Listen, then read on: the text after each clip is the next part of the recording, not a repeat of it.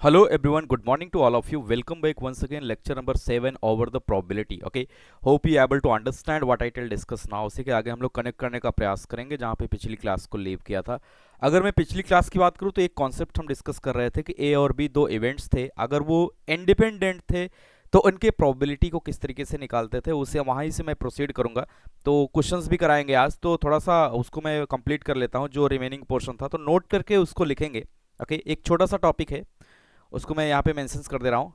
Note करके उसको लिखेंगे कि if A and B, okay, we already know about this note, but यहाँ पे थोड़ा सा लिखना इसको इंपॉर्टेंट है। Okay, if A and B, if A and B are independent events, independent events, okay, अगर ए और बी दो इंडिपेंडेंट इवेंट्स हैं, ऑलरेडी इस पे मैंने कई क्वेश्चंस भी करा रखे हैं। ओके, लेकिन यहाँ पे लिखना जरूरी था क्योंकि इसमें एक पॉइंट और बचा हुआ है। Okay, then probability of A intersection B, ये होता है probability of A into probability of B. बहुत ही बेसिक है, इस पे मैंने कई क्वेश्चंस भी करा रखे हैं। ओके, तो उम्मीद करते हैं ये समझ में आया होगा कि अगर दो इंडिपेंडेंट इवेंट्स हैं तो उनकी प्रोबेबिलिटीज का इंटरसेक्शन उन दोनों इवेंट्स का क्या होता था कि probability of individual A into probability of individual B. Okay, इसी में एक पॉइंट बढ़ के आता है। ओके, अगर ऐसा है तो ऐसा है, तो एक पॉइंट और इसी का एक्सटेंडेड फॉर्म है। ओके, जो कि मैंने नहीं कराया था तो उसी को यहाँ पे मैं मेंशंस कर दे रहा हूँ।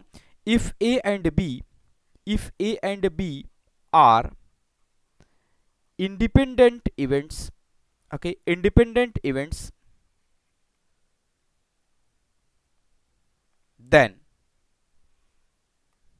then a complement or a bar and b complement or b bar, okay, are also independent events, independent events। that means कि अगर हमने a एक इवेंट लिया है और b एक दूसरा इवेंट लिया है और a और b दोनों कैसे हैं, इंडिपेंडेंट इवेंट्स हैं, तो उनका कॉम्प्लीमेंट अगर हम लेंगे या बार लेंगे तो भी वो कैसा होगा, इंडिपेंडेंट ही होगा। ओके, ये इंपॉर्टेंट है यहाँ पे, यानी कि उनका कॉम्प्लीमेंट भी क्या होगा, इंडिपेंडेंट इवेंट्स होगा। उनके कॉम्प्लीमेंट्स को निकाल के अगर हम चेक करेंगे तो उनके कॉम्प्लीमेंट्स भी क्या होंगे, इंडिपेंडेंट इवेंट्स होंगे। यहाँ पे जो ए कॉम्प्लीमेंट और बी कॉम्प्लीमेंट लिया है, तो ये पॉइंट छूटा हुआ था जिसको मैंने यहाँ पे कवर किया है। ओके, तो इंपॉर्टेंट है, इसको समझेंगे और इस पे क्वेश्चंस भी कराएंगे आगे। तो आज मैं 3-4 क्वेश्चंस बहुत अच्छे लेके आया हूँ जिसको कराऊंगा, और टाइम किल ना हो इसके लिए मैंने इसको नोट डाउन पहले से कर रखा है। तो जैसा कि ये क्वेश्चन नंबर 1 है, ओके, यहाँ पे क्या लिखा है, let probability that Ram passes an exam is 1/3। Okay, Ram के किसी एग्जाम में पास होने की जो प्रोबेबिलिटी दी गई है वो 1/3 है।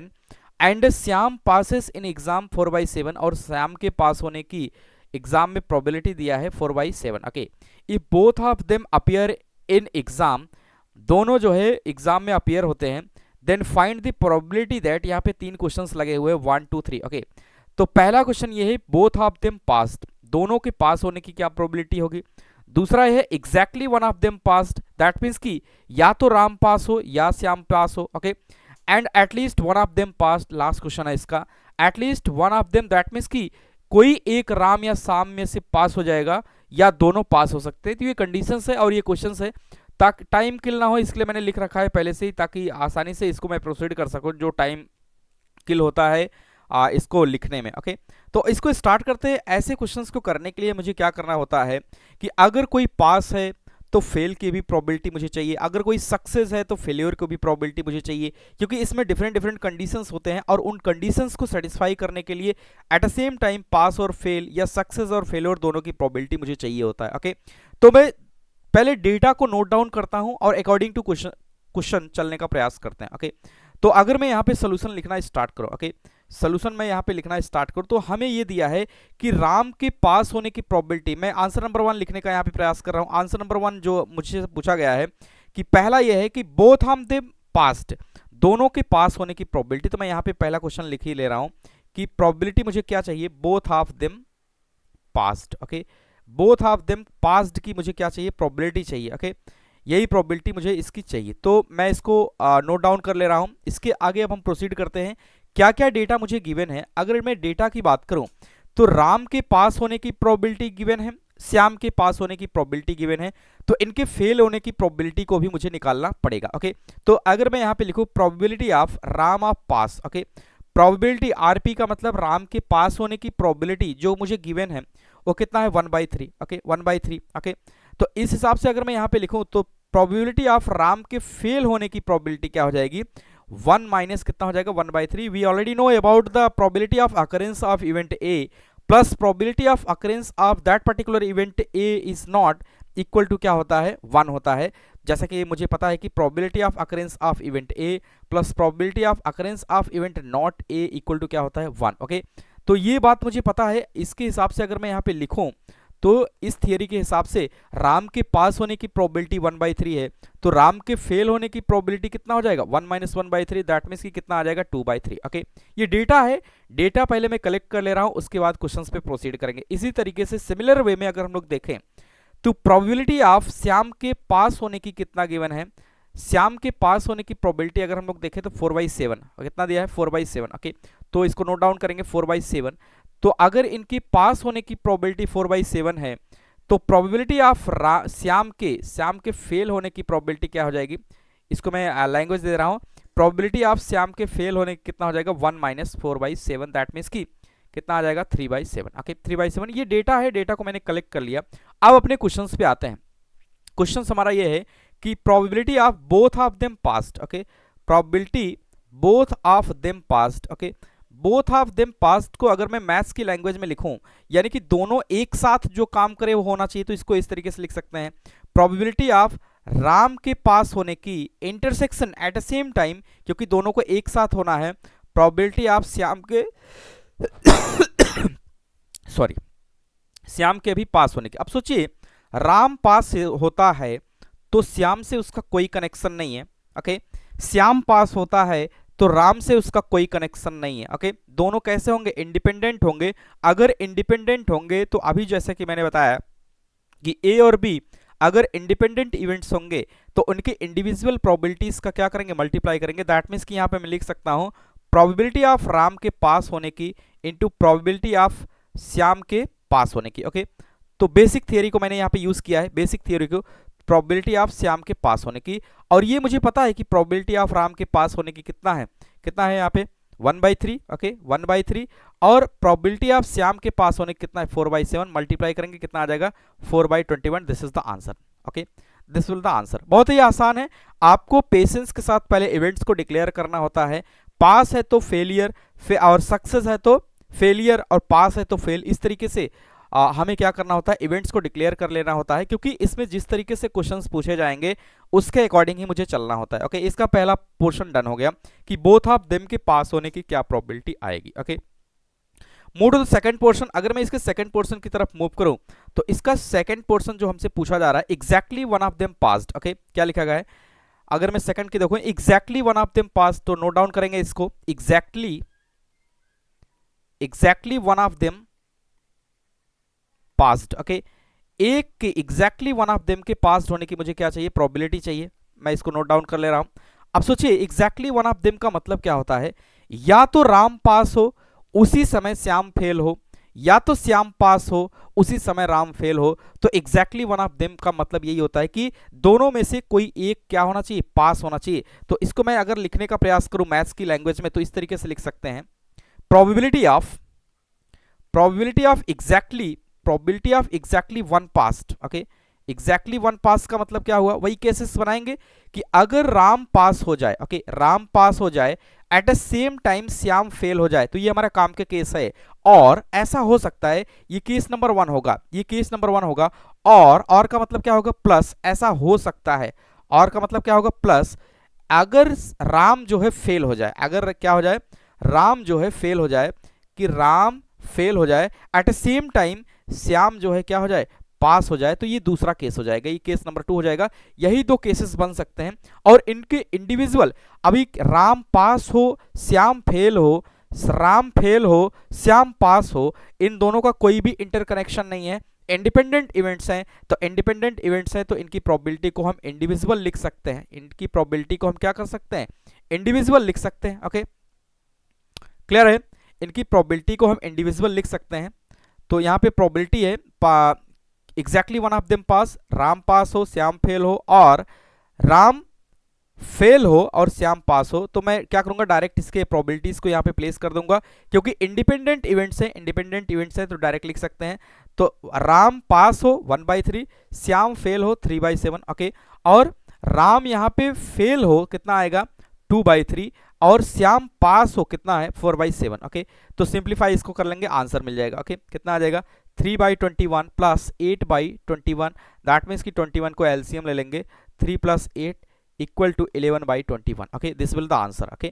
11/21 is the answer, exactly one of them passed होने की। बहुत आसान है, आपको इवेंट्स को डिक्लेयर करना है और कंडीशंस को लिखना होता है, 1 by 1 आप क्वेश्चंस तक पहुंच जाएंगे, जो डिमांड है वहां तक आप आसानी से पहुंच सकते हैं। इसके लास्ट पोर्शन की तरफ अगर हम मूव करें, इसका लास्ट पोर्शन जो हमें दिया गया है, लास्ट मीन्स दैट मीन्स कि थर्ड पोर्शन, तो थर्ड पोर्शन को अगर मैं यहाँ पे नोट डाउन करूं, तो थर्ड पोर्शन हमारा ये है कि at least one of them passed. At least का मतलब क्या होता है कि एक पास हो, दोनों पास हो जाएंगे तो भी चलेगा, दैट मीन्स कि राम पास हो या श्याम पास हो या दोनों पास हो जाएं, तो ये केसेस यहाँ पे बनेंगे। तो थर्ड पोर्शन को अगर हम लिखें at least one of them passed, okay, तो यहाँ पे नोट करेंगे at least one of them passed, okay, at least one of them passed, किसी एक को पास होना है, ठीक है।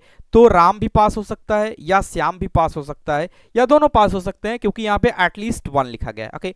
नोट डाउन करेंगे, तो जो कंडीशंस है उसके अकॉर्डिंग अगर हम लोग चलें, तो probability of at least 1, okay, probability of at least 1 passed.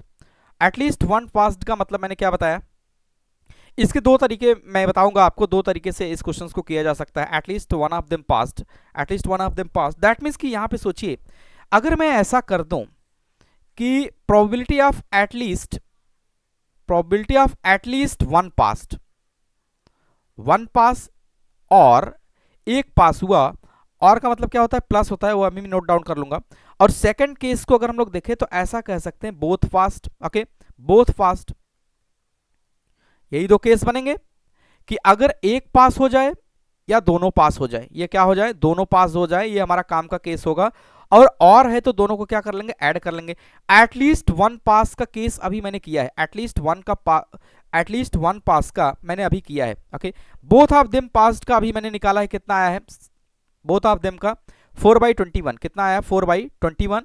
और एटलीस्ट वन ऑफ देम का अगर हम लोग देखें, एटलीस्ट वन ऑफ देम का यानी कि एटलीस्ट वन ऑफ देम में क्या आएगा,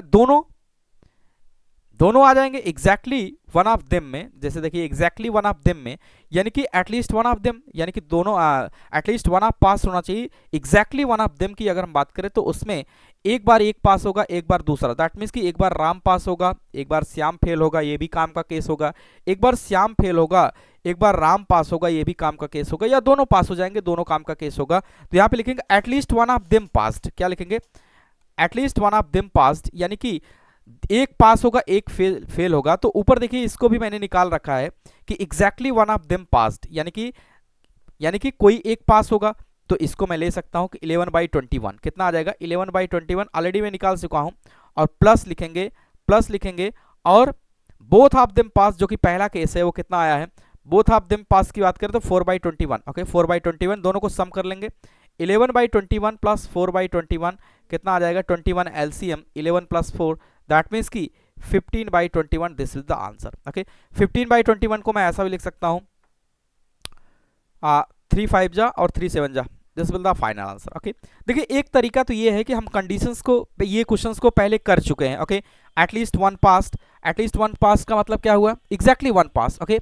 इसको मैं लिखूंगा exactly one of them passed, ऐसा हो सकता है, मैं इसको फिर से इरेज करके exactly one of them passed, तभी तो या तो पहला होगा या तो दूसरा होगा।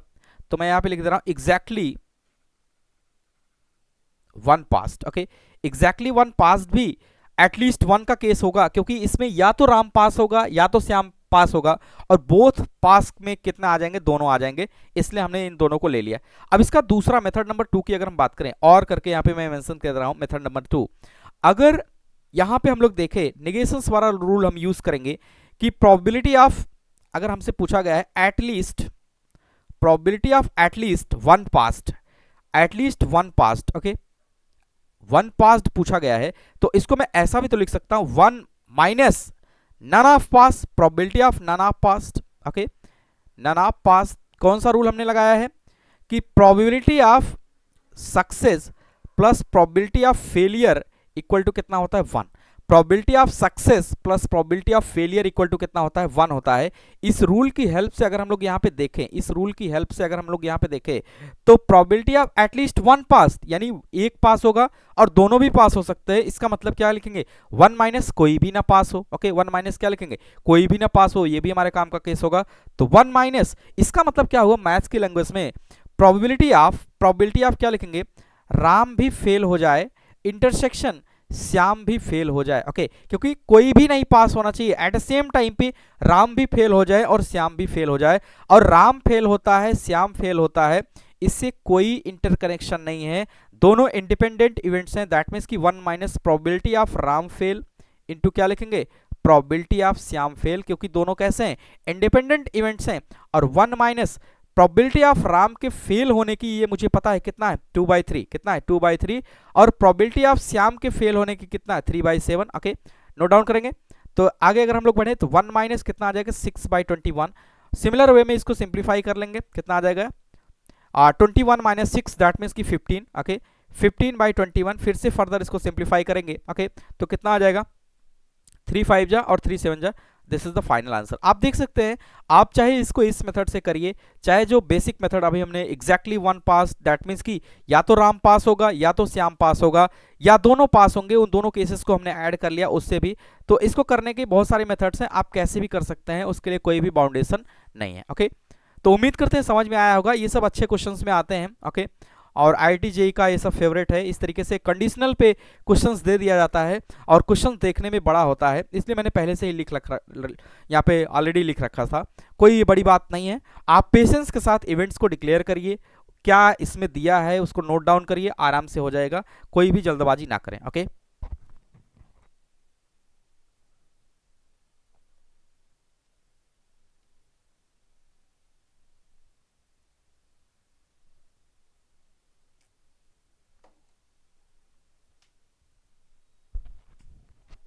ओके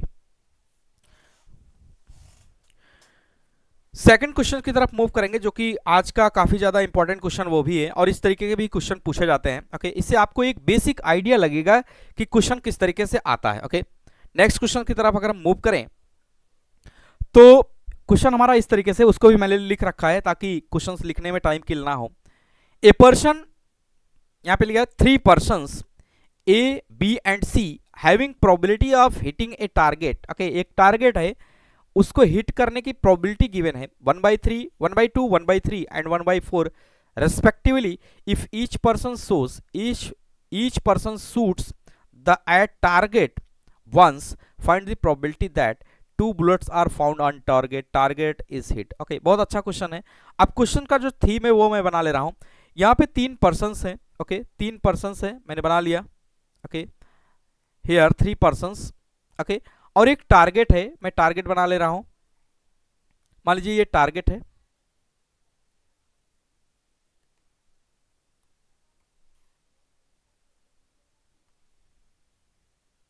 ओके ये टारगेट है और यहां पे 3 पर्सन्स हैं। क्वेश्चन ये कहा जा रहा है ये तीनों पर्सन्स जो है इस टारगेट को हिट करते हैं, इस टारगेट को क्या करते हैं, हिट करते हैं। तो मैं हिट करा दे रहा हूं।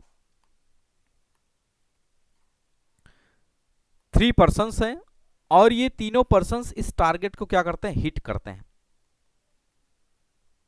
इस टारगेट को क्या करते हैं, हिट करते हैं। किसी गन से या किसी भी चीज से, पत्थर से भी हिट कर सकते हैं, कोई ऐसी बड़ी बात नहीं है। इस टारगेट को क्या कर रहे हैं, हिट कर रहे हैं। ओके 3 पर्सन्स हैं यहाँ पे और मैं ये बना लिया target. Okay this is the target, ये टारगेट है और ये पर्सन्स हैं, इसको हिट कर रहे हैं 1 by 1। इनके हिट करने की प्रोबेबिलिटी गिवन है कि इसमें 3 पर्सन्स है तो सभी के हिट करने की जो प्रोबेबिलिटी गिवन है वो अलग अलग है, जैसा कि आप देख पा रहे हैं कि 1/2, 1/3, 1/4 respectively. If each person shoots the target at once, सभी लोगों को एक बार टारगेट शूट करने का मौका दिया जाता है। Okay then find the probability 2 bullets are found on the target. Okay तो इसकी प्रोबेबिलिटी बता दीजिए कि 2 बुलेट उस टारगेट पे फाउंड किया गया। दैट मीन्स कि इन 3 पर्सन्स में से किसी 2 के द्वारा वो टारगेट क्या हो गया, हिट हो गया। किसी की दो के द्वारा वो टारगेट हिट हो गया और किसी एक के द्वारा वो टारगेट क्या हो जाएगा, मिस हो जाएगा, तभी जाके 2 बुलेट वहां पे क्या होगा, ऑब्टेन होगा उस टारगेट पे। ओके, क्लियर है, बहुत क्लियर है। इसका दूसरा पोर्शन ये कह रहा है target is hit. Okay, target is hit का मतलब क्या होता है कि किसी एक के द्वारा एटलीस्ट वो टारगेट क्या होना चाहिए, हिट होना चाहिए। ए के द्वारा, बी के द्वारा, सी के द्वारा, इन तीन में से किसी ए के द्वारा वो टारगेट क्या होना चाहिए, हिट होना चाहिए। ये इंपॉर्टेंट है। ओके, तो जो दिया है उसको नोट डाउन करेंगे। ओके, जो दिया है उसको पहले नोट डाउन करेंगे, तभी जाके क्लियर हो पाएगा कि मुझे करना क्या है। ओके, तो अगर मैं ए बी सी मान लिया हूं जैसा कि यहाँ पे पर्सन्स को, तो प्रोबेबिलिटी ऑफ ए के हिट करने की कितना दिया है, 1/2। ऑलरेडी आप क्वेश्चंस में देख सकते हैं, ए के हिट करने की प्रोबेबिलिटी 1/2, बी के हिट करने की प्रोबेबिलिटी 1/3 एंड सी के हिट करने की प्रोबेबिलिटी कितना दिया है, 1/4। ओके, तो मैं इसको नोट कर ले रहा हूं कि प्रोबेबिलिटी ऑफ ए के हिट करने की कितना है, 1/2। दैट मीन्स की प्रोबेबिलिटी के ए के मिस करने की कितना हो जाएगा, 1 - 1/2 कितना आ जाएगा, ये भी हाफ आ जाएगा। ओके, सिमिलरली अगर मैं प्रोबेबिलिटी ऑफ बी के हिट करने की प्रोबेबिलिटी यहां पे देखूं तो कितना दिया है, 1/3। ओके, तो सिमिलर वे में अगर प्रोबेबिलिटी ऑफ बी के मिस करने का मैं यहां पे नोट करूं तो 1 - 1/3, दैट मीन्स कि कितना आ जाएगा, 2/3। बहुत आसान है, पेशेंस के साथ इवेंट्स को हम डिक्लेयर करेंगे। ओके, इसी तरीके से अगर प्रोबेबिलिटी ऑफ सी के हिट करने की प्रोबेबिलिटी को हम लोग देखें तो कितना दिया है, 1/4। कितना दिया है, 1/4। तो सिमिलर वे में अगर प्रोबेबिलिटी ऑफ सी के मिस करने का देखें तो कितना हो जाएगा, 1 - 1/4, दैट मीन्स कि कितना आ जाएगा, 3/4। ओके, अभी मैंने सिर्फ कुछ नहीं किया है, डेटा को कलेक्ट किया है, जो जो इंफॉर्मेशन मुझे गिवन था वो हमने नोट कर लिया। अब फर्स्ट लाइन को हम पढ़ेंगे। जो पहला क्वेश्चन है हमारा, वो पहला क्वेश्चन ये है इस तरीके से कि probability of 2 bullets are found. Okay, 2 bullets are found. Okay, बंदूक से ये फायर किया जा रहा है इसलिए बुलेट यहां पे यूज किया गया है। Okay, 2 bullets are found. Okay, 2 bullets are found का मतलब क्या हुआ कि उस टारगेट पे 2 गोली ऑब्टेन किया गया। ओके, उस टारगेट पे ये पाया गया कि 2 गोली वहां पे मिला। दैट मीन्स कि किसी 2 पर्टिकुलर पर्संस के द्वारा वो टारगेट क्या किया गया, हिट किया गया, तभी जाके 2 बुलेट वहां पे क्या होगा, फाउंड होगा। तो मैं यहां पे नोट करूंगा कि probability of 2 bullets are found. Okay, 2 bullets को उस पे फाउंड किया गया। ये कैसे होगा, आप देखिए यहां पे केसेस को हम बनाएंगे, आप पेशेंस के साथ देखेंगे तो आपको समझ में आ जाएगा। ये ऐसा हो सकता है कि प्रोबेबिलिटी ऑफ अगर ए हिट कर दे, ओके, ए हिट कर दे और सेम टाइम पे बी वहां पे क्या कर दे, सेम टाइम पे बी क्या कर दे, बी भी हिट कर दे। ओके, और उसी समय पे सी क्या कर दे, मिस कर दे। उसी समय पे सी क्या कर दे, मिस कर दे। ओके, उसी समय पे सी क्या कर दे, मिस कर दे। ओके, सी क्या कर दे, मिस कर दे। अच्छा, एक चीज और, इनका क्या लेना है, इंटरसेक्शन लेना है। इनका क्या लेना है, इंटरसेक्शन। ऐसा क्यों, क्योंकि हम ये सारे इवेंट्स जो है इंडिपेंडेंट होंगे। ए हिट करे, बी हिट करे, सी मिस करे, तीनों का कोई भी इंटरकनेक्शन नहीं है, तीनों का कोई भी इंटरकनेक्शन नहीं है। ओके, क्यों, क्योंकि सी से बी का कोई कनेक्शन नहीं है, बी का ए से कोई कनेक्शन नहीं है। अब देखिए ये एक केस है, पहला केस है, ऐसा हो सकता है कि उस टारगेट पे 2 बुलेट ऑब्टेन किया जाए, उस टारगेट पे 2 बुलेट ऑब्टेन किया जाए कि अगर ए के द्वारा हिट किया जाए, at the same time B के द्वारा हिट किया जाए तो 2 बुलेट ऑब्टेन हो जाएगा, और एट द सेम टाइम पे सी के द्वारा वो क्या किया जाए, मिस किया जाए। तो ये एक केस हो गया। दूसरे केस की तरफ अगर हम मूव करें तो ऐसा हो सकता है कि प्रोबेबिलिटी ऑफ ए हिट करे, ओके, ए हिट करे, उसी समय पे बी क्या कर दे, मिस कर दे, एंड सेम टाइम पे सी क्या कर दे, हिट कर दे। ऐसा हो सकता है ए हिट करे, उसी समय पे बी मिस करे, एंड सेम टाइम पे सी क्या करे, हिट करे, तो भी हमें 2 बुलेट वहां पे ऑब्टेन हो जाएगा, उस टारगेट पे 2 बुलेट हमें ऑब्टेन हो जाएगा। This is the case number second, this is the case number second. And last case की तरफ अगर हम मूव करें तो एक केस ऐसा हो सकता है कि प्रोबेबिलिटी ऑफ अगर ए मिस करे, ए मिस करे, एट द सेम टाइम पे बी हिट करे, एट द सेम टाइम पे सी क्या करे, हिट करे, तो भी जाके 2 बुलेट उस पे हमें ऑब्टेन हो जाएगा, उस टारगेट पे 2 बुलेट हमें ऑब्टेन हो जाएगा। This is the case number 3। कोई और केस यहां पे पॉसिबल नहीं हो सकता कि उस टारगेट पे दो बुलेट को ऑब्टेन किया जाए। तो यही 3 केसेस बनेंगे। ओके, इन 3 केसेस में सारा डेटा मैं ऑलरेडी ऑब्टेन कर चुका हूं कि ए के हिट करने की प्रोबेबिलिटी, ए के मिस करने की प्रोबेबिलिटी, बी के हिट करने की प्रोबेबिलिटी, बी के मिस करने की प्रोबेबिलिटी, एंड सिमिलरली सी के हिट करने की प्रोबेबिलिटी, एंड सिमिलरली सी के मिस करने की प्रोबेबिलिटी वो मैं ऑब्टेन कर चुका हूं। और ए हिट करे, मिस करे, बी हिट करे, मिस करे, सी हिट करे, मिस करे, इन तीनों का कोई भी इंटरकनेक्शन नहीं है, क्योंकि ये सब कैसे इवेंट्स है, इंडिपेंडेंट इवेंट्स है, कोई किसी के ऊपर डिपेंडेंट नहीं है। तो ऐसे केसेस में हम क्या करेंगे, सिंपली इनको मल्टीप्लाई कर लेंगे और डेटा को क्या करेंगे, प्लेस करेंगे। तो ए हिट करे, इसकी प्रोबेबिलिटी कितना, 1/2। ओके, और यहां पे मल्टीप्लाई में क्यों कर रहा हूं, क्योंकि ये इंडिपेंडेंट इवेंट्स है। बी हिट करे, इसकी प्रोबेबिलिटी कितना है, 1/3। ओके, एंड सी मिस करे, इसकी प्रोबेबिलिटी कितना हो जाएगा, 3/4, प्लस ए हिट करे, इसकी प्रोबेबिलिटी कितना हो जाएगा, 1/2।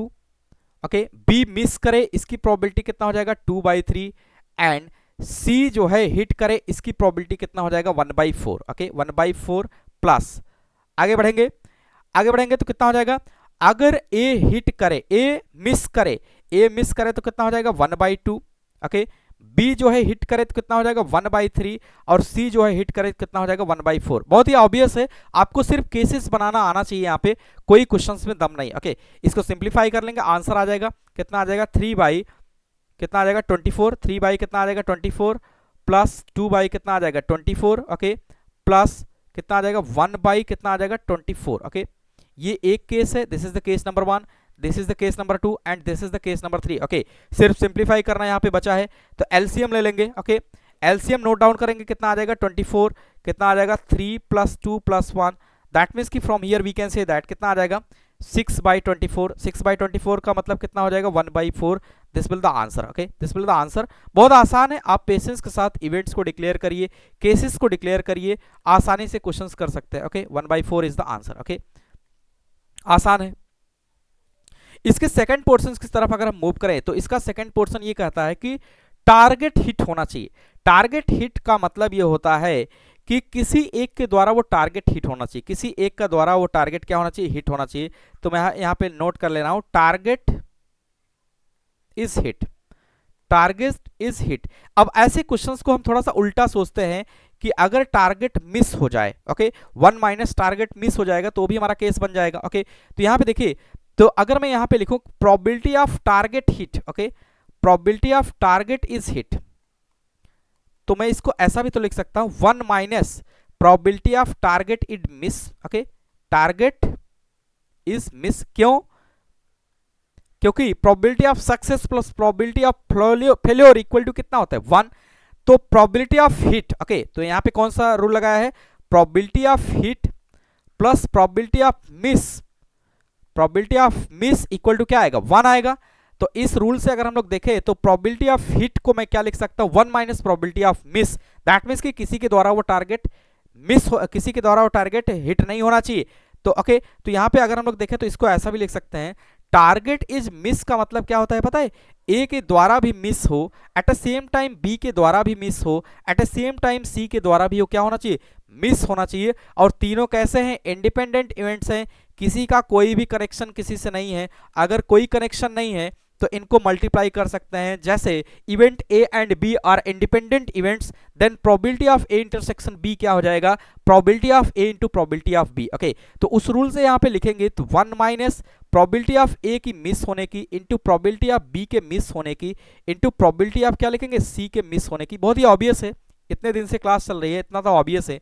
तो 1 - प्रोबेबिलिटी ऑफ ए की मिस होने की कितना आएगा, 1/2, एंड प्रोबेबिलिटी ऑफ बी के मिस होने की कितना है, 2/3, एंड प्रोबेबिलिटी ऑफ सी के मिस होने की कितना है, 3/4। ओके, 3/4, इसको कैलकुलेट करेंगे, हमारा आंसर आ जाएगा। ओके, तो यहाँ पे लिखेंगे 1 - 6/24, 1 - 6/24, दैट मीन्स कि एलसीएम ले लेंगे, कितना आ जाएगा, 24 - 6। ओके, 24 - 6 दैट मीन्स कि 18/24, और 18/24 को मैं लिख सकता हूँ 3/4। This will the answer. Okay, बहुत आसान है, और एकदम ही आप जिस तरीके से देख रहे हैं कि इस क्वेश्चन को करने में कोई दम नहीं लग रहा है। बस आपको ये क्लियर होना चाहिए कि कब हिट करेगा, कब मिस करेगा, उनकी प्रोबेबिलिटीज और केस को आपको बनाने आना चाहिए, किस तरीके से केस को हम डिक्लेयर करेंगे, क्योंकि विदाउट केस आप नहीं कर सकते। आपको केस अगर क्लियर होगा कि कौन कौन से केस इसमें डिक्लेयर करेंगे, इसीलिए परमुटेशन कॉम्बिनेशन को हमने स्टार्टिंग में ही लिया था, ताकि आपको ये सब क्लियर हो सके।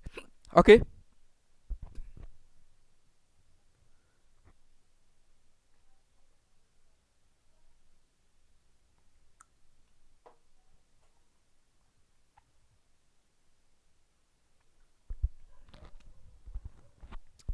ओके आज के नेक्स्ट क्वेश्चन की तरफ मूव करते हैं, वो भी काफी ज्यादा इंपॉर्टेंट क्वेश्चन है। Okay okay you can see on the screen, this is the one of the most important question of the probability. बहुत ही अच्छा क्वेश्चन है, तो जिसमें जीपी काफी यूज होगा। ओके तो मैं क्वेश्चंस को रीड कर रहा हूं। 3 पर्सन्स एबीसी प्ले ए गेम। ओके 3 पर्सन्स हैं एबीसी जिनके नाम हैं, और वो एक गेम को खेल रहे हैं। Okay each person pick a card from a pack of playing card. Okay ताश के जो पत्ते होते हैं, प्लेइंग कार्ड्स, वहां पे वो रखे हुए हैं, और 3 पर्सन हैं एबीसी, और एक पर्सन जो है एक कार्ड को पिकअप करता है। Okay starting with A start करता है गेम को, ये एक गेम है। ओके ए स्टार्ट करता है एक पत्ते को उठाना है। Okay with replacement the order of picking will be A, then B, then C, then A. Okay A को उठाना है, फिर कार्ड को रिप्लेस कर देना है, फिर बी उठाएगा, फिर वो कार्ड को रिप्लेस कर देगा, एंड सी उठाएगा, फिर से वो क्या कर देगा, रिप्लेस कर देगा। इस तरीके से ये गेम चलता रहेगा। ओके ए के बाद बी, बी के बाद सी, सी के बाद फिर से ए, और कार्ड्स को उसमें रिप्लेस करते जाएंगे। Okay then B and so on, ये गेम चलता रहेगा। Okay then first person to pick a spade is considered the winner. Okay अगर कोई भी पर्सन पहले स्पेड कार्ड को अगर पिकअप करता है, तो वो उस गेम का क्या माना जाएगा, विनर माना जाएगा। उस गेम का क्या माना जाएगा, विनर कंसिडर किया जाएगा। एंड द गेम स्टॉप, और गेम क्या हो जाएगा, स्टॉप हो जाएगा। गेम क्या हो जाएगा, stop. Assuming the game continuous infinitely until someone wins, और ये प्रक्रिया लगातार चलती रहेगी इनफाइनाइट टाइम्स, जब तक कि कोई ना कोई गेम को जीत जाएगा। Okay find probability of winning the game by A, B and C respectively. Okay फिर से समझते हैं आसान भाषा में। प्लेइंग कार्ड्स रखे हुए हैं, 52 प्लेइंग कार्ड्स होते हैं, यू नो वेरी वेल, और ऑलरेडी हम डिस्कस भी कर चुके हैं। 3 पर्सन्स हैं, अगर टेबल पे वो प्लेइंग कार्ड्स रखा हुआ है, तो पहले ए से स्टार्ट होता है गेम। ए एक कार्ड को उठाता है, अगर उसमें स्पेड आ जाता है तो ये ऐसा माना जाएगा कि वो गेम को विन कर गया, और गेम क्या हो जाएगा, स्टॉप हो जाएगा। फिर से वो कार्ड को रिप्लेस कर देगा। इसी तरीके से बी पिकअप करेगा, सी करेगा, और फिर ए करेगा। तब तक मुझे कार्ड्स को पिकअप एंड रिप्लेस करना है, जब तक कि स्पेड कार्ड हमारे हाथ में ना आ जाए। स्पेड कार्ड आते ही जिस पर्सन के ए बी सी में से जिस पर्सन के हाथ में वो स्पेड कार्ड आएगा, उसको विनर घोषित कर दिया जाएगा, ये पर्सन विनर है। तो इस तरीके से ये गेम चलता रहेगा इनफाइनाइट टाइम्स। हमें इसकी प्रोबेबिलिटी चाहिए कि गेम ए विन करे, गेम बी विन करे, गेम सी विन करे, इंडिविजुअल इन तीनों की प्रोबेबिलिटी चाहिए। बहुत ही अच्छा क्वेश्चन है, इसमें जीपी का भी यूज होगा, क्योंकि इनफाइनाइट सीरीज आएगी। तो मैं यहाँ पे थोड़ा सा डिस्कस कर लूंगा, क्योंकि अभी सीरीज पोर्शंस को मैंने कवर नहीं किया गया है। जब भी मैं पढ़ाऊंगा तो वहाँ पे मैं बात करूंगा कि arithmetic progression series, geometrical progression series, harmonic progression series और मिक्स सीरीज किस तरीके से होता है। वो अलजेब्रा का पोर्शन है, वो मैं डिस्कस करूंगा, लेकिन यहाँ पे जितनी जरूरत है वो मैं कर दूंगा। Okay 3 persons ABC. ओके तो जो जो इन्फॉर्मेशन मुझे गिवन है उसको मैं लिखना स्टार्ट करता हूँ, ताकि एक क्लियर कट ये बन सके अपने दिमाग में कि किस तरीके से ऐसे क्वेश्चंस को प्रोसीड किया जाता है। ओके तो यहाँ पे दिया है कि अगर मैं यहाँ पे देखूँ तो 52 कार्ड्स होते हैं। ओके इतना तो पता ही है। तो अगर मैं यहाँ पे लिखूं probability of spade pick, okay spade card को पिक करने की, स्पेड कार्ड को पिक करने की अगर मैं प्रोबेबिलिटी को देखूं तो टोटल 52 कार्ड्स होते हैं। तो सैंपल स्पेस में 52 में से मैंने कोई एक कार्ड को सेलेक्ट कर लिया, लेकिन स्पेड कार्ड कितने होते हैं, 13 होते हैं। तो उस 13 में से कोई एक कार्ड हम सेलेक्ट करेंगे, तो वो क्या होगा, स्पेड होगा। तो स्पेड निकालने की प्रोबेबिलिटी ये हो जाएगी, ये हमारा ऊपर एनी है। Okay this is the any and this is the NS. Already you know in the previous class, इसलिए मैं इस पर बहुत ज्यादा चर्चा नहीं कर रहा हूं। NC1 की वैल्यू n होती है, दैट मीन्स कि यहाँ पे लिखेंगे 13/52 तो कितना हो जाएगा 1/4। ओके 1/4 यानी स्पेड कार्ड निकालने की जो प्रोबेबिलिटी है वो कितना है 1/4। ओके और अगर मैं यहाँ पे नोट कर लूँ कि स्पेड ना आए, okay not a spade, okay spade not comes, okay ऐसा लिख ले रहा हूँ स्पेड नॉट कम्स। अगर स्पेड नहीं आ रहा है, ओके स्पेड नहीं आया तो कितना हो जाएगा 1 - 1/4, ये सबको पता है। स्पेड आने की प्लस स्पेड ना आने की दोनों की प्रोबेबिलिटी का सम कितना होता है 1 होता है। तो स्पेड ना आने की प्रोबेबिलिटी कितना हो जाएगा 1 - 1/4, दैट मीन्स कि कितना आ जाएगा 3/4। ऑब्वियस है, ये इंफॉर्मेशन है स्पीड निकालने की जिसको मैंने क्या कर लिया है कैलकुलेट कर लिया है। अब हमारा क्वेश्चन ये है कि ए विनर हो, उसके बाद बी विनर हो, फिर सी विनर हो, तो इसकी प्रोबेबिलिटी निकालना है। अब देखिए ए को मुझे विनर घोषित कराना है, दैट मीन्स की probability of A wins game. Okay A wins game, कौन गेम को विन करे, ए गेम को विन करे, इसकी प्रोबेबिलिटी मुझे चाहिए। अब देखिए ए कैसे विन कर सकता है, ए पहला कार्ड पिकअप करे और वो स्पेड हो जाए। अगर वो स्पेड हो जाता है तो ए को विनर घोषित कर दिया जाएगा और गेम क्या हो जाएगा स्टॉप हो जाएगा। ओके गेम क्या हो जाएगा स्टॉप हो जाएगा। अच्छा ए अगर स्पेड निकाल लेता है तो इसकी प्रोबेबिलिटी कितना आएगा 1/4 आएगा और गेम क्या हो जाएगा स्टॉप हो जाएगा। और ये फर्स्ट अटेम्प्ट में, ओके फर्स्ट अटेम्प्ट में ये गेम को क्या कर दिया जीत गया। फर्स्ट अटेम्प्ट में ही गेम को जीत सकता है ए। अगर ए को मुझे जिताने की प्रोबेबिलिटी यहाँ पे कैलकुलेट करना है तो हम क्या करेंगे, हम ऐसा कर सकते हैं, ओके हम ऐसा कर सकते हैं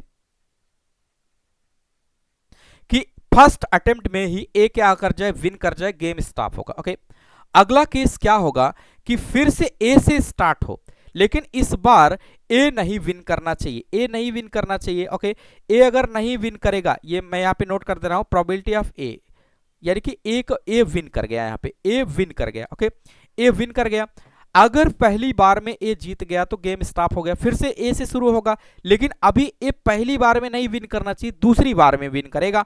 तो पहली बार में नहीं विन करेगा तो क्या आएगा not a spade, not a spade आएगा तो कितना आ जाएगा 3/4, क्या आ जाएगा 3/4, यानी ए नहीं विन कर पाया। ओके इसी तरीके से बी, जब बी निकालेगा कार्ड को तो बी भी विन नहीं करना चाहिए। ओके बी भी विन नहीं करना चाहिए। इसी तरीके से सी आएगा तो उसको भी विन नहीं करना है, यानी कि ये सभी कॉम्प्लीमेंट मैंने डाल दिया कि विन नहीं करना चाहिए। ओके स्पेड नहीं आना चाहिए, स्पेड नहीं आना चाहिए। ओके स्पेड नहीं आना चाहिए।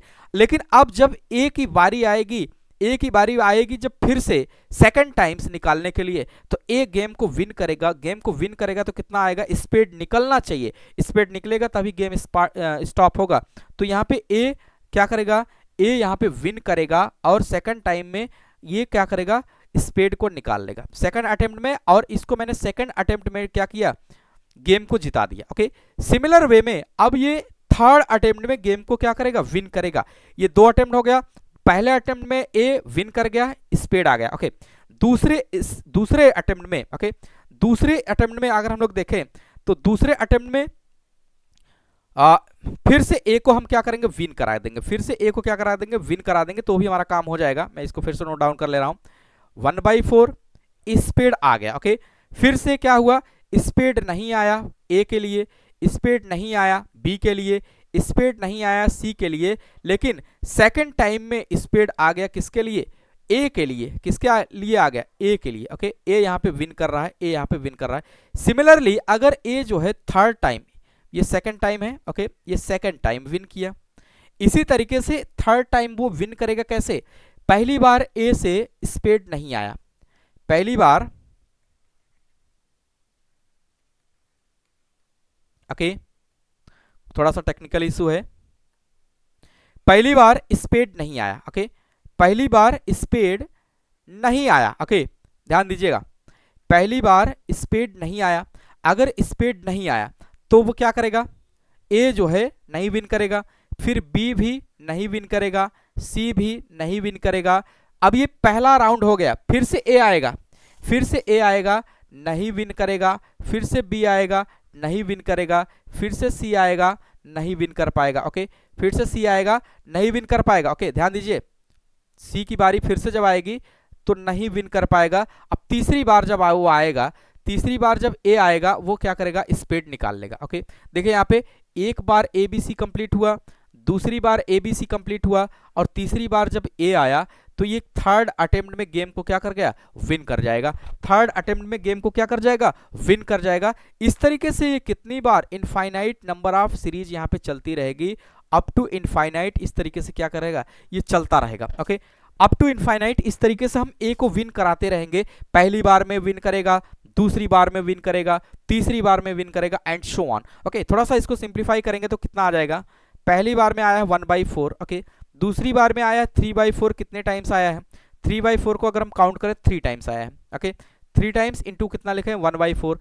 उसके बाद 3/4 कितनी बार आया है उसको मैं काउंट कर ले रहा हूं, 3 3 6 बार। कितनी बार आया है, 6 बार आया है। ओके, इंटू क्या लिखेंगे, 1/4। Okay, and so on up to infinite. Okay, and so on up to infinite. Okay, तो इनफाइनाइट हमने यहाँ पे डाल दिया, कोई बड़ी बात नहीं है। ओके, अब देखिए यहाँ पे एक नोट करके आएगा, वो मैं लिख ले रहा हूँ कि जीपी सीरीज क्या होता है। अगर नहीं पता है तो मैं यहाँ पे नोट कर ले रहा हूँ। ओके, मैं यहाँ पे एक चीज और ये भी लिख दे रहा हूँ, this is the end GP,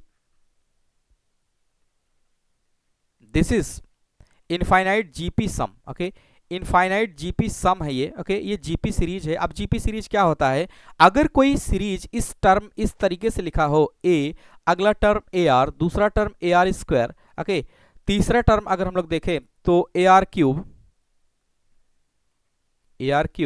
and so on. इस तरीके से ये एक जीपी होता है, ज्योमेट्रिकल प्रोग्रेशन सीरीज होता है। ओके, अब यहां पे अगर हम लोग देखें ये ज्योमेट्रिकल प्रोग्रेशन सीरीज है, तो अगर इसके इनफाइनाइट सम की हम बात करें, ओके, यस इनफाइनाइट यानी कि सम ऑफ इनफाइनाइट ये होता है ए अपॉन 1 माइनस आर, और कंडीशन क्या होता है, वेयर या ऐसे लिखें व्हेन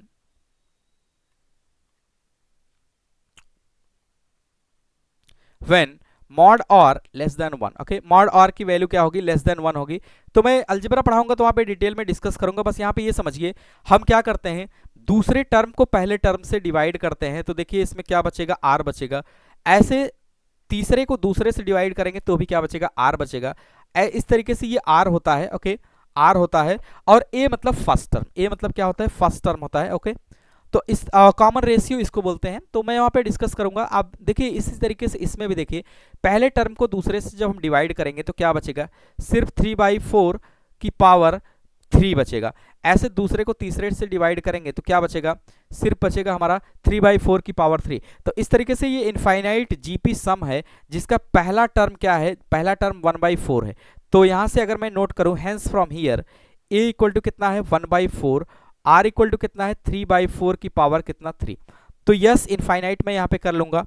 ओके, तो इसको मैं कैलकुलेट कर ले रहा हूँ। कैलकुलेट करने पे क्या आएगा, 1/4 अपॉन 1 माइनस आर की वैल्यू कितना हो जाएगा, आर की वैल्यू यहाँ पे हो जाएगा 3/4 की पावर कितना हो जाएगा, 3। सिंप्लीफाई करेंगे 1/4 और ये कितना आ जाएगा, 1 माइनस 27 अपॉन कितना आ जाएगा, 64। 27 अपॉन 64 कितना आ जाएगा, 1/4 64 माइनस 27 64 माइनस 27 अपॉन 64। ओके, कितना आ जाएगा, 1/4 अपॉन में क्या लिखेंगे, अपॉन में देखेंगे तो ये आ जाएगा 37 अपॉन कितना हो जाएगा, 64। ओके, ओके, तो सिंप्लीफाई इसको करेंगे तो कितना आ जाएगा, 64 अपॉन 3 इंटू 37 कितना आ जाएगा, 16/37। कितना आ जाएगा, 16/37। बहुत ही ऑब्वियस है, 16/37। इसको सिंप्लीफाई कर लेंगे तो this will the answer. Okay, this will the answer, जो कि बिल्कुल आसान है। इस तरीके से ए के विन करने की प्रोबेबिलिटी यहाँ पे आ गई। तो ए को इस तरीके से हमने क्या किया, विन करा दिया। पहली बार में वो विन कर सकता है, दूसरी बार में और तीसरी बार में, थर्ड अटेम्प्ट में इस तरीके से वो विन कर सकता है। ओके, 1/4 यहाँ पे रहेगा, और ये थर्ड अटेम्प्ट में इसने क्या किया, ए ने विन कर लिया। ओके, इसके नेक्स्ट पोर्शन की तरफ अगर हम मूव करें, ओके, इसका नेक्स्ट पोर्शन क्या है, नेक्स्ट पोर्शन इसका ये कह रहा है कि बी को विन कराओ। ओके, बी को विन कराओ। अभी तो हमने ए को विन कराया है, ए को विन करने की प्रोबेबिलिटी ये हो गई। अब अगर हम बी को विन कराएंगे तो देखिए वी कैसे विन करेगा, स्टार्ट गेम ए से ही होता है। तो मैं यहाँ पे लिखूंगा probability of B wins game. Okay, B wins game, same वैसा ही चलेगा ये, बी विंस गेम। बी क्या करे, इस गेम को विन करे। तो ए से स्टार्ट होगा, तो इसका मतलब ए विन नहीं करना चाहिए। तो नहीं विन करेगा कितना आ जाएगा, यानी स्पीड नहीं आना चाहिए तो कितना आ जाएगा 3/4। सेकंड टाइम पे जब बी की बारी आएगी तो वो स्पीड निकाल लेगा और ये पहली बार होगा बी का जो ये क्या करेगा, विन करेगा। ओके, इसी तरीके से अब ये गेम क्या हो गया, स्टॉप हो गया। गेम क्या हो गया, स्टॉप हो गया। बी यहाँ पे जैसे ही विन किया, okay, B win game. Okay, B wins game कौन से अटेम्प्ट में, फर्स्ट अटेम्प्ट में, और ए के बाद जैसे ही स्टार्ट हुआ। सिमिलर वे में अब ए से स्टार्ट होगा, ए गेम को विन नहीं करना चाहिए, दैट मीन्स की स्पीड नहीं आना चाहिए। बी से भी स्पीड नहीं आना चाहिए। ओके, उसके बाद सी से भी स्पीड नहीं आना चाहिए। ये पहला राउंड कंप्लीट हुआ एबीसी का, क्योंकि अब बी को सेकंड अटेम्प्ट में विन कराना है। ओके, अब यहां से फिर से ए से स्टार्ट होगा, ए से स्टार्ट होगा तो स्पीड नहीं आना चाहिए। ओके, अब बी में क्या आना चाहिए, स्पीड आ जाना चाहिए। बी में क्या आ जाना चाहिए, स्पीड आ जाना चाहिए। सेकंड अटेम्प्ट में हमने क्या किया, इसको विन करा दिया। सेकंड अटेम्प्ट में ये क्या किया, गेम विन कर गया। और गेम अगर विन कर गया तो कैसे ही विन करेगा, फिर से क्या हो जाएगा, गेम स्टॉप हो जाएगा। ओके, सिमिलरली ऐसे चलता रहेगा। अगर मैं इसको थर्ड अटेम्प्ट में विन कराऊं तो क्या होगा, पहले ए बी सी एक राउंड चलेगा, ए विन नहीं करेगा, बी विन नहीं करेगा, सी विन नहीं करेगा। ये एक राउंड हुआ कंप्लीट जिसमें स्पीड नहीं आएगा और ये सभी विन नहीं करेंगे। उसके बाद फिर से स्टार्ट होगा किससे, ए से, फिर से स्टार्ट होगा ए से, ए विन नहीं करेगा, बी भी विन नहीं करेगा और सी भी विन नहीं करेगा। ये सेकंड राउंड कंप्लीट हुआ एबीसी का। सिमिलरली अभी थर्ड राउंड स्टार्ट होगा, ए विन नहीं करेगा, लेकिन अभी ये थर्ड राउंड है बी का, तो इस पे स्पीड आ जाना चाहिए बी से, तो थर्ड राउंड में ये फिर से क्या हो जाएगा, विन कर जाएगा। थर्ड अटेम्प्ट में फिर से, थर्ड अटेम्प्ट है ये। ओके, थर्ड अटेम्प्ट में इससे स्पीड आ जाना चाहिए, ये क्या कर जाएगा, विन कर जाएगा। सिमिलरली ये सीरीज कब तक चलती रहेगी, इनफाइनाइट टाइम्स ये सीरीज क्या होगी, चलती रहेगी। तो अब हम इसको क्या करेंगे, सिंप्लीफाई करेंगे, फिर मुझे समझ में आएगा ये कैसा सीरीज है। तो फर्स्ट टर्म की अगर हम बात करें तो क्या आएगा, 3/4 into 1/4। Okay, plus second term इसका आएगा 3/4 इंटू 1/4। लेकिन यहाँ पे देखिए 3/4 कितने बार आया है, यहाँ पे 3 बाई यहाँ पे देखिए 1/4, ये सेकंड अटेम्प्ट में हमने इसको विन कराया है। 3/4 यहाँ पे कितनी बार आया है, 4 टाइम्स आया है, तो 4 टाइम्स लिखेंगे और 1/4 एक आया है। ओके, इसी तरीके से थर्ड अटेम्प्ट में देखेंगे तो 336 x 7 बार आया है, कितनी बार आया है, 7 बार आया है, तो क्या लिखेंगे 3/4, ये 7 टाइम्स आएगा और 1/4 and so on up to infinite. फिर से अगर गौर से आप देखेंगे तो ये क्या है, इनफाइनाइट जीपी है। ये क्या है, infinite GP, it's infinite GP sum. Okay, infinite GP sum, जिसका फर्स्ट टर्म अगर हम लोग देखें तो फर्स्ट टर्म दैट मीन्स कि ए की वैल्यू कितना आ जाएगा, 3/4 इंटू 1/4, और आर इसका जो कॉमन रेशियो होगा वो कितना हो जाएगा, 3/4 की पावर कितना आ जाएगा, 4, और यहाँ से एक रेडियस हो जाएगा 3 हो जाएगा, यानी कि कितना आ जाएगा, 3 आ जाएगा। ओके, तो इनफाइनाइट सम को अगर हम यहाँ पे कैलकुलेट करें a/1 माइनस आर, तो इसका सम कितना हो जाएगा, a/1 माइनस आर। इसके हेल्प से क्या लिखेंगे, 3/4 okay into 1/4 upon 1 minus R की वैल्यू कितना लिखेंगे, 3/4 की पावर कितना लिख देंगे ये। ओके, क्लियर है। तो यहां से अगर हम इसको सिंप्लीफाई कर लें तो कितना आ जाएगा, 3/16 अपान में यहाँ पे लिखेंगे कितना आ जाएगा, 1 माइनस 27 अपान कितना लिखेंगे, 64। दैट मीन्स कि 3/16 अपान कितना लिखेंगे, 64 माइनस 27 अपान 64। सिंप्लीफाई करेंगे इसको तो कितना आ जाएगा, 3 इंटू 64 अपान में 16 इंटू 37, 16 इंटू कितना आ जाएगा, 37। सिंप्लीफाई कर लेंगे इसको, कितना आ जाएगा, 12 अपान 37, कितना आ जाएगा, 12 अपान 37, 16 चौको 64, 4 3 12। Okay, this will the answer. तो बी के विन करने की प्रोबेबिलिटी कितना आ जाएगा, 12 अपान 37। बहुत ही आसान है, आप पेशेंस के साथ डेटा को रखेंगे, पेशेंस के साथ डेटा को रखेंगे तो आसानी से आप क्या करेंगे, निकाल सकते हैं, कोई भी दिक्कत नहीं आएगी। ओके, थर्ड अटेम्प्ट में ये क्या किया, इसको बी ने विन किया, थर्ड अटेम्प्ट में बी ने विन किया। सिमिलरली अब देखिए सी के लिए भी मैं कैलकुलेट कर सकता हूं, लेकिन यहाँ पे अभी 3 ही केस है।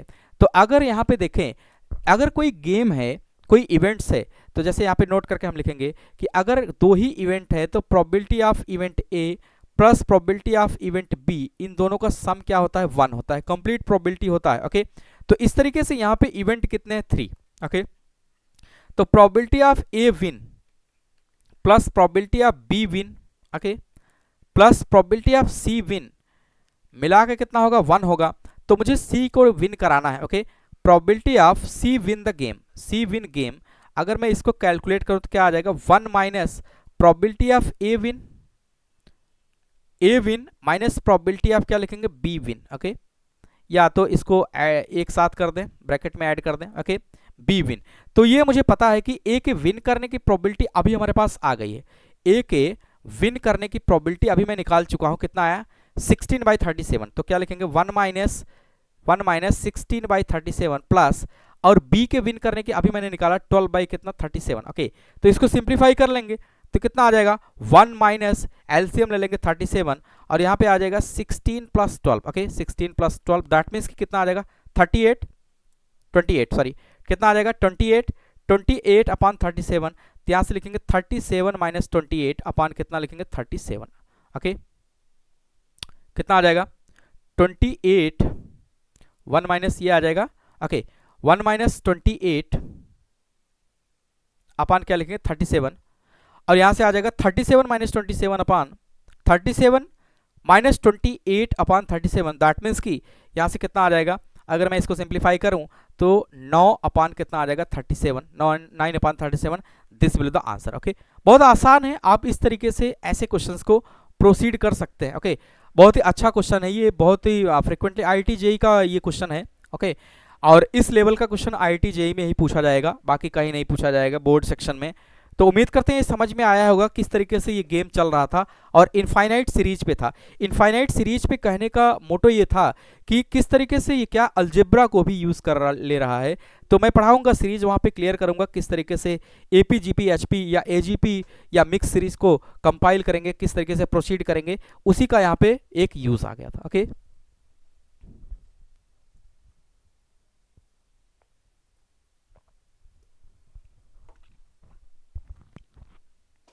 ओके, आज के लास्ट क्वेश्चन की तरफ मूव करते हैं, जो कि काफी मिलता जुलता इसी से होगा। ओके, तो नोट करेंगे क्वेश्चंस को, काफी अच्छा क्वेश्चन है। A dice is thrown, a dice is thrown until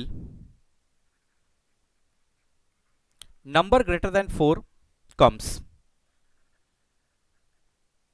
Find probability that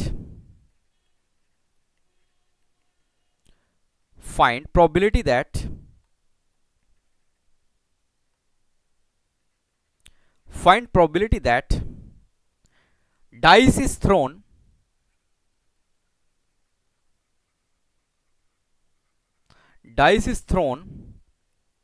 odd number of times. अब ये भी देखिए, बहुत ही अच्छा क्वेश्चन है ये, आईआईटी जेईई के लेवल के क्वेश्चंस हैं ये सब। ओके, क्योंकि इसमें थॉट प्रोसेस आपका बहुत अच्छा होना चाहिए, और अगर आप क्वेश्चंस को एक आध बार विजिट नहीं किए हैं तो एग्जामिनेशन हॉल में ऐसे क्वेश्चंस को आप निकाल नहीं पाएंगे। ओके, तो इंपॉर्टेंट ये है कि आप इन सभी क्वेश्चंस को एक बार करके जाएं। ओके, तो देखिए, ए डाइस इज थ्रोन, तो यहाँ पे एक डाइस है। ओके, एक डाइस है, वो थ्रो किया जा रहा है। ओके, एक डाइस है, इसको थ्रो किया जा रहा है। ओके, ये डाइस है, इसको थ्रो किया जाएगा। तो अगर मैं सैंपल स्पेस की बात करूं तो सैंपल स्पेस में क्या क्या आएगा, 1 आएगा, 2 आएगा, 3 एंड 4 5 6, बहुत ही ऑब्वियस है। दैट मीन्स कि यहां से एनएस की value, total number of sample space की वैल्यू कितना आ जाएगा, 6 आ जाएगा। Everybody know about this. Okay, बहुत ही बेसिक है, जो जो इन्फॉर्मेशन मुझे गिवन है वो मैं नोट कर ले रहा हूं। अभी यहां पे क्या कहा जा रहा है कि number, probability of number greater than 4, okay, number greater than 4 आना चाहिए। तो इसके लिए इवेंट को मुझे डिक्लेयर करना पड़ेगा। तो इवेंट अगर नंबर ग्रेटर देन 4 की मैं बात करूं तो सिर्फ 5 आएगा, 6 आएगा। दैट मीन्स कि यहां से अगर मैं N of E, number of events की अगर हम बात करें तो टोटल कितना आ जाएगा, 2 आ जाएगा। तो probability of number greater than 4, that means कि यहाँ पे एनी बाई एन एस की वैल्यू को अगर हम लोग देखें तो एनी बाई एन एस की वैल्यू कितने आ जाएगी, 2/6। 2/6 का मतलब क्या हुआ, 1/3। ओके, यानी कि number greater than 4, okay, number greater than 4 आने की जो प्रोबेबिलिटी है, ओके, नंबर ग्रेटर देन 4 आने की जो प्रोबेबिलिटी है वो कितना है, 1/3। अब यहाँ पे हमसे पूछा क्या जा रहा है, एक डाइस है, उसको फेंका जाता है, ओके, थ्रो किया जाता है, until number greater than 4, number 4 से बड़ा आना चाहिए। और इसकी प्रोबेबिलिटी मुझे चाहिए कि भी ऑड नंबर ऑफ टाइम्स उसको क्या किया जाए, थ्रो किया जाए। इसका मतलब ये हुआ कि अगर मैं पहली बार थ्रो करूं तो नंबर ग्रेटर देन 4 आ जाए, ये हमारा काम का केस हो गया। This is the case number 1। Okay, अगर मैं दूसरी बार थ्रो करूं कोई मतलब नहीं, थर्ड टाइम जब भी मैं फिर से थ्रो करूं तो उसमें नंबर ग्रेटर देन क्या आना चाहिए, 4 आना चाहिए। दैट मीन्स कि उसमें 5 आए या 6 आए, ये हमारे काम का केस होगा। सिमिलरली फिफ्थ टाइम जब भी मैं थ्रो करूं तो नंबर क्या आना चाहिए, ग्रेटर देन 4, दैट मीन्स कि 5 आए या 6 आए। एंड सिमिलरली 7 टाइम जब भी ये थ्रो हो तो भी क्या आना चाहिए, 5 आना चाहिए या 6 आना चाहिए। ऐसा हमारा मोटो है, ऐसा हमारा क्वेश्चन कह रहा है। ओके, तो probability of number greater than 4 इसके आने की कितना हो जाएगा, 1/3। तो अगर मैं यहीं पे number is not greater than 4 आने की प्रोबेबिलिटी अगर हम लोग देखें, number is not greater than 4 आने की प्रोबेबिलिटी को अगर हम लोग देखें तो 1 माइनस क्या लिखेंगे, 1/3। बहुत ही ऑब्वियस है, तो कितना आ जाएगा ये, 2/3। Okay, these are the basic information which is required to proceed this question. Okay, इस क्वेश्चन को प्रोसीड करने के लिए ये बेसिक रिक्वायरमेंट है, जिसको मैंने यहाँ पे क्या किया, नोट डाउन करके रख लिया कि ये सभी हमारे बेसिक रिक्वायरमेंट हैं जिनके आधार पे, जिनके बेसिस पे हम क्वेश्चंस को क्या करेंगे, आगे प्रोसीड करेंगे। तो इसको हमने क्या किया, नोट डाउन कर लिया है। अब आगे क्वेश्चंस हम पढ़ते हैं और यहाँ पे ये लिखा गया है मुझे ऐसी प्रोबेबिलिटी चाहिए वो ऑड नंबर ऑफ टाइम्स क्या होना चाहिए, थ्रो होना चाहिए, odd number of times throw होना चाहिए। तो थोड़ा सा नोट करके लिखेंगे कि जो इस क्वेश्चन का थीम है, here if number greater than 4 comes then stop. अगर नंबर ग्रेटर देन 4 आ गया तो हम क्या करेंगे, स्टॉप हो जाएंगे। ये हमारे काम का केस हो गया। And if number less than equal to 4, less than equal to 4 that means कि अप टू 4 भी अगर आता है, then continuous throwing the dice. Okay, then continuous throwing the dice. Okay, continuous throwing the dice. Okay, बहुत ही clear है कि अगर 4 से बड़ा आता है, 4 से बड़ा आता है दैट मीन्स कि 5 एंड 6 आएगा, तो ही हम गेम को क्या करेंगे, स्टॉप करेंगे एज ए गेम, इसको समझिए। और अगर वो इक्वल टू 4 या लेस देन 4 आता है, कोई भी नंबर अपीयर होता है उस डाइस में, तो हम डाइस को थ्रो करना कंटिन्यूअस रखेंगे। कब तक, जब तक उसमें क्या ना आ जाए, 5 या 6 इस तरीके से नहीं आ जाए। ओके, अब देखिए यहां पे मुझे क्या चाहिए, probability of, okay, probability of मुझे क्या चाहिए, odd number of times throw dice. Okay, odd number of times throw dice, dice को मुझे odd number of times throw करना है और आना क्या चाहिए, एंड नंबर ग्रेटर देन क्या होना चाहिए, 4 होना चाहिए। एंड नंबर क्या होना चाहिए, ग्रेटर देन क्या होना चाहिए, 4 होना चाहिए। इसकी प्रोबेबिलिटी मुझे ऑब्टेन करना है, इसकी प्रोबेबिलिटी को मुझे क्या करना है, ऑब्टेन करना है इसकी प्रोबेबिलिटी को। तो अब केसेस को हम यहाँ पे बनाएंगे और समझने का प्रयास करेंगे। देखिए, अगर वो पहली बार डाइस को थ्रो किया, और नंबर ग्रेटर देन 4 आ गया, दैट मीन्स कि उसकी प्रोबेबिलिटी कितना है, 1/3, और नहीं आने की कितना है, 2/3। अगर वो पहली बार ही थ्रो करता है फर्स्ट टाइम और 1/3 आ गया, ओके, यानी कि नंबर ग्रेटर देन 4 आ गया, दैट मीन्स कि फर्स्ट टाइम में है वो क्या होगा, स्टॉप हो जाएगा। Okay, first time, okay, first time वो क्या आ गया, फर्स्ट टाइम में ही नंबर ग्रेटर देन 4 आ गया, तो गेम क्या हो गया, स्टॉप हो गया। अगला केस फिर से क्या होगा कि अभी वो थर्ड टाइम में क्या आना चाहिए, ग्रेटर देन 4 आना चाहिए। तो 2 बार थर्ड टाइम में आना चाहिए, दैट मीन्स कि 2 बार में नंबर ग्रेटर देन 4 नहीं आना चाहिए, दैट मीन्स कि 2/3। फिर से सेकंड टाइम थ्रो करेंगे, नहीं आना चाहिए, 2/3। और तीसरी बार यानी कि सेकंड टाइम है ये, third time. Okay, third time जब हम फिर से इसको प्लेस करेंगे तो क्या आना चाहिए, नंबर ग्रेटर देन क्या आना चाहिए, नंबर ग्रेटर देन 4 आना चाहिए। यानी कि ये थर्ड टाइम में क्या करेगा, थर्ड टाइम में गेम क्या हो जाएगा, स्टॉप हो जाएगा, क्योंकि इसमें क्या आ गया, नंबर ग्रेटर देन 4 आ गया। ओके, अच्छा, ये मल्टीप्लाई क्यों हो रहा है, मल्टीप्लाई इसलिए हो रहा है क्योंकि पहली बार जब मैंने थ्रो किया उससे दूसरी बार का कोई कनेक्शन नहीं है। ओके, दूसरी बार थ्रो किया, तीसरी बार से कोई कनेक्शन नहीं है, तीसरी बार थ्रो किया तो उन दोनों से कोई कनेक्शन नहीं है। केवल तीसरी बार मुझे क्या करना था, इसको नंबर ग्रेटर देन 4 लाना था और वो ऑड टाइम्स होना चाहिए। ओके, अगली बार क्या करेंगे, फिफ्थ टाइम पे आना चाहिए। तो पहले 4 टाइम्स में वो क्या नहीं आएगा, नंबर ग्रेटर देन 4 नहीं आएगा, तो उसकी प्रोबेबिलिटी क्या आएगी, 2/3। ओके, कितनी बार आएगा, 4 बार 2/3 आएगा, क्योंकि नंबर ग्रेटर देन 4 नहीं आना चाहिए, 2/3। फिर से लिखेंगे 2/3, फिर से लिखेंगे 2/3, 4 टाइम्स नहीं आना चाहिए। ओके, उसके बाद फिफ्थ टाइम पे, क्योंकि ऑड नंबर ऑफ टाइम्स क्या आना चाहिए, ग्रेटर देन नंबर 4 आना चाहिए, उसकी प्रोबेबिलिटी मुझे गिवन है 1/3। तो ये कौन से टाइम, फिफ्थ टाइम्स, कौन से टाइम, फिफ्थ टाइम में ये क्या हो गया, फिफ्थ टाइम में नंबर ग्रेटर देन 4 आ गया। And so on up to कहां तक, इनफाइनाइट वे तक। इस तरीके से हम करते चले जाएंगे infinite number of times. Okay, ये था फिफ्थ टाइम में number, in fifth time number greater then क्या आया, 4 आया, नंबर ग्रेटर देन 4 आया। तो इस तरीके से चलता रहेगा। अब इसको अगर हम सिंप्लीफाई करें तो कैसा लिख सकते हैं, 1/3 प्लस 1/3 प्लस 2/3 कितने टाइम्स है, 2 टाइम्स, इंटू क्या लिखेंगे 1/3 प्लस 2/3 कितने टाइम्स है, 4 टाइम्स है, इंटू क्या लिखेंगे 1/3 and so on up to कहां तक, इनफाइनाइट तक। अब गौर से अगर देखेंगे तो ये भी क्या है, इनफाइनाइट जीपी सीरीज है। This is also infinite GP series, this is infinite GP series, क्या है, इनफाइनाइट जीपी सीरीज है। और इसमें देखिए पहला टर्म क्या होगा, ए हमारा होगा 1/3, और यहाँ पे और कॉमन रेशियो की अगर हम बात करें तो कितना हो जाएगा, 2/3 की पावर कितना हो जाएगा 2, क्योंकि इसको इससे डिवाइड करेंगे तो कितना आएगा हमारा कॉमन रेशियो आर आ जाएगा। ओके, ये आर आ जाएगा, इससे इसको डिवाइड करेंगे तो भी क्या आ जाएगा, कॉमन रेशियो हमारा मिल जाएगा। हालांकि ये अलजेब्रा का पोर्शन है, वहां पे मैं डिस्कस करूंगा डिटेल में। तो ए और आर हमारे पास आ गया। तो अगर मैं इस सीरीज का सम देखो तो क्या हो जाएगा, ए अपान 1 माइनस आर, ए अपान क्या हो जाएगा 1 माइनस आर।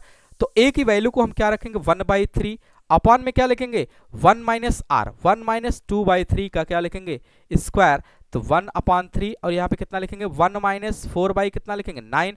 इसको सिंप्लीफाई करेंगे 1/3, 9 माइनस 4 अपान क्या लिखेंगे 9, एंड सिंप्लीफाई इसको करेंगे कितना आ जाएगा 1/3, और ये 5 अपान कितना आ जाएगा 9, 5/9। सिमिलर वे में इसको हम सिंप्लीफाई करेंगे कितना आ जाएगा 1 इंटू 9 अपान 3 इंटू कितना आ जाएगा 5, 1 इंटू 9 3 इंटू 5, और यहाँ से कितना आ जाएगा 3 3 जा 9, दैट मीन्स कि 3/5। This will the answer. Okay, this is the final answer. ये फाइनल आंसर होगा कि ऑड टाइम्स जो है, ऑड टाइम्स डाइस थ्रो हो और नंबर क्या आए ग्रेटर देन 5 आए, ग्रेटर देन 4 आए। तो बहुत ही ऑब्वियस है, बहुत आसान है, आप इस तरीके से क्वेश्चंस को कर सकते हैं। ओके, तो उम्मीद करते हैं आज ये समझ में आ गया होगा। अच्छे क्वेश्चंस है, आईआईटी जेईई लेवल के क्वेश्चंस हैं। तो आगे मैं कुछ नए टॉपिक्स को लेके आऊँगा, क्वेश्चंस भी कराऊंगा। ओके, तो इस तरीके से ये सिलसिला चलता रहेगा, कुछ दिन में कंप्लीट हो जाएगा। ओके, तो और प्लेलिस्ट को चेक करना ना भूलिए, क्योंकि मैं इसमें थोड़ी देर के बाद जो है इसके डिस्क्रिप्शन को आप चेक करेंगे तो उसमें मैं पीडीएफ नोट्स को जो रनिंग क्लास की होती है उसको एज इट इज़ प्रोवाइड कर देता हूँ। ओके, और कोई भी दिक्कत हो आप मुझे मेल कर सकते हैं, मैसेज कर सकते हैं, क्या इंक्लूड करना है क्या एक्सक्लूड करना है। ओके, तो उम्मीद करते हैं समझ में आ गया होगा, और मिलते हैं नेक्स्ट क्लास में कुछ नए टॉपिक्स के साथ और नए क्वेश्चंस के साथ। तब तक के लिए बाय बाय, थैंक यू।